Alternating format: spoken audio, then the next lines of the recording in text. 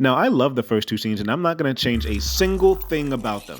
Where we're going to start changing things up is with the third scene of episode 7. In this scene, Mel still finds Jayce in his lab, and they talk. Mel introduces Jayce to a new quote-unquote business venture, which is basically just a nice way of saying a way to make a lot of money and to build a lot of power and influence with the council.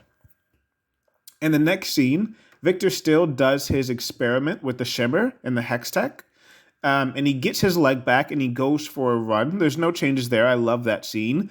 But at the end of that scene, I'd actually have him pass out.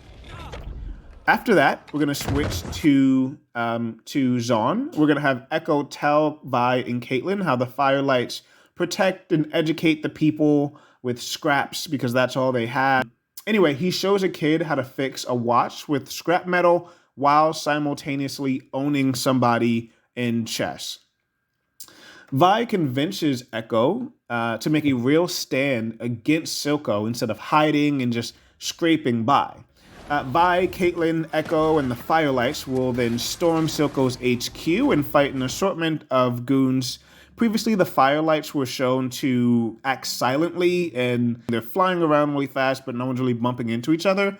But now that they have Caitlyn and Vi on their team, Ekko and the other members, they have to actually communicate verbally. And this is where it's seen that they are really strategic. Anyway, they do get pretty far, but when Silco activates a trap, they have to retreat. Now, Vi obviously doesn't want to, but Ekko says it's the only way. So they fly out of the room that they're in. The retreat takes them upstairs where they make sort of like a last stand before they whiz out of Silco's office. And back at HQ, the Ekko is pissed that, he believed Vi's word and that it was important to make a stand, etc. But all he can see is the losses on his side, and Silco is still just as powerful as ever. But then Caitlyn mentions that while she was holding back the enemies with her sniper rifle or what have you, that she stole Silco's ledger, and that it proves the collusion that's going on between Silco and Marcus. Then we cut to Jinx, who has been looking for the Firelight HQ. He's been looking for Vi, going to the places where her and Vi grew up, trying to see if maybe Vi shows up. And she eventually decides to go back and check in with Silco. Silco accuses Jinx of working with Vi and the Firelights because, 1, she wasn't there for the fight, and 2, she no longer has the Hex Crystal that he was so excited about. He turns on Jinx, but she manages to escape because the goons are still injured or what have you. And then she goes and makes a more concrete attempt to turn to the good side, an attempt to find Vi and put her life back together again. Back to the Firelight crew, plus Vi and Kate. And they try to take the ledger to Jayce. They don't know that the bridge is actually closed off. So when they actually get there, there's a huge fight that ensues. And we'd have a really great scene of the Firelight skateboards dodging all the bullets and fighting the enforcers.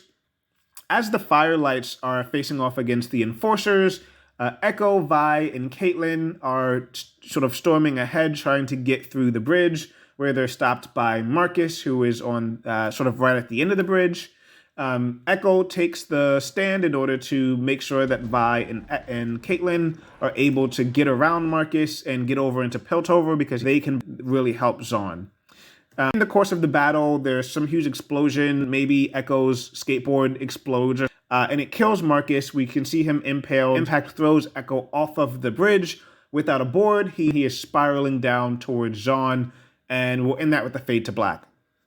We fade back up from black, with Victor now waking up and realizing that the broken leg is just a symptom of the disease. His internal organs are still being affected by the disease, and he needs a bigger dose of shimmer to do a full transformation into this purple magic thing that he's becoming. But after the Firelight battle, he knows there's no way he's going to be able to get over to Zaun and get the rest of that shimmer. But he slinks back over to the lab so that he can, ponder his orb a little bit more. He's desperate, and we can see that his eyes are purple. That's episode 7.